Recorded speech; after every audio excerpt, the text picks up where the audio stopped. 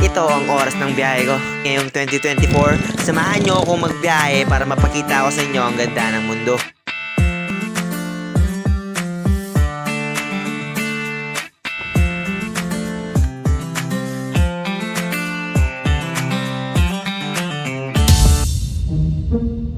Alam mo, napakasaya dito sa Baguio.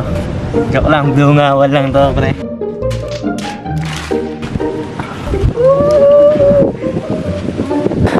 Mano ka parang baliw. Uy, mamingwit ka muna, pre. Mamingwit ako, pre. Oh, sige, mamingwit ka. May nahuli, may nahuli.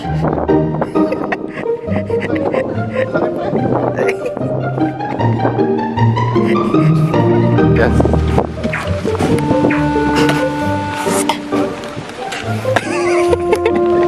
Ito sa Baguio, napakalamig.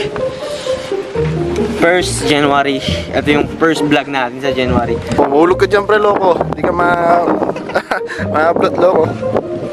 Paprank natin siya, guys. Paprank natin siya. Kunyari, hulog natin siya, guys. Ay, buti na lang na-post ko. I'm okay, I'm fine. Jeep na. Jeep na.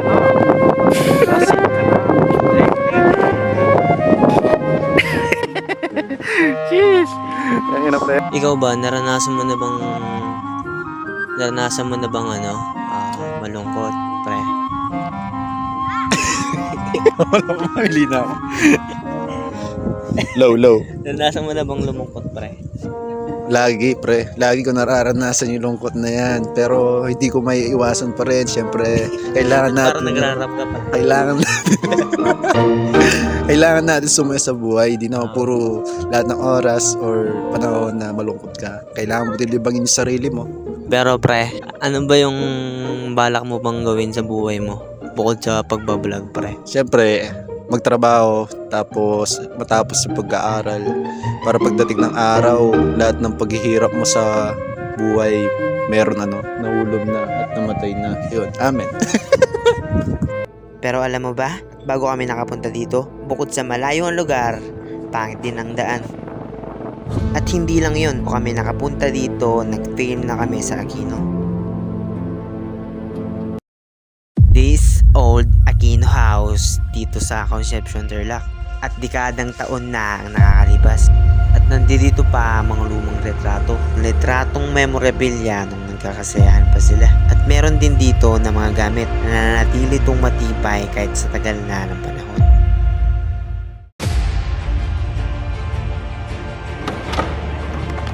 Oh, mga siya lang. Ito may sungay pa. Ano to? Mga talagang hapon dito po talaga pinatay. Oo. Tinira ng manager ng apo niya. This one is the most ng pinakamagandang napuntahan ko.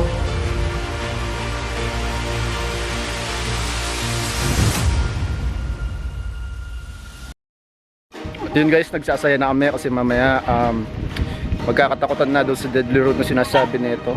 Ayan, si Dave. Dito kami magpapalipas ng dilim, tapos diretso na kami sa road, deadly road dito sa Banban, Tarlac. I-charge ako kanina. Kala ko merong dito, kuryente. Guys, kung gusto niyo pumasyal, dito yan sa Dungawan Campsite. Dito lang yan sa Dabdab, pre. Dito sa may ng Dabdab. And kung punta na kayo, punta muna kayo sa Banban para makapunta kayo ng diretso dito and para makapagtanong kayo.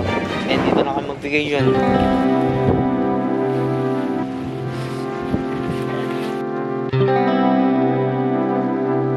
At madilim na nga sa mga oras na ito. Hello guys, ngayon napakaraming dumadaan na yan. Napakaraming dumadaan, kaya mamaya na lang mga bandang alas 12, babalik kami dito. Dito muna kami pumunta ni Board sa kanila. Yan siya, kasi kanina pesta dun sa kabilang barangay. Napakaraming dumadaan dun 11:30 na. Sakto pagpunta namin doon 30 minutes, siguro 15 minutes nandun na kami. Wala na patumpik-tumpik, simulan na yung paranormal investigation, guys. And hopefully may enjoy nyo yung gagawin namin na to. And challenge na to, one day na walang pahinga, diretso for vlog. Alas babagsak na ako, pero para sa inyo to.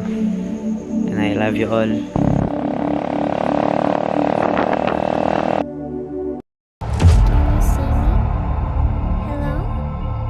Can you find me? I'm here. Behind you, look. Behind you. I'm behind you. Behind you. Hindi normal yan, pre. Grabe, pre. Hanapan na bangkay, tasin ako. Ang point na to, napakarami na mamamatay sa lugar na yan. May po ba isang matanda? Yes. Oh! Yes! Pre. Buta na lang, pre. Pre. Ang love ito, pre.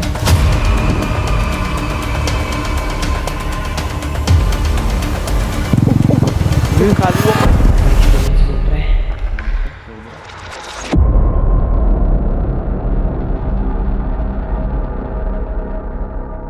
At pagkatapos nun, bumili na lang kami ng makakain dahil nagugutom na kami. At hindi na rin ako nakapag-video. Sa kadahilanan, talagang pagod na talaga ako. Pero ayos lang yan. And don't forget to subscribe. And sana mag-enjoy kayo. I'm okay, I'm fine. Eat na.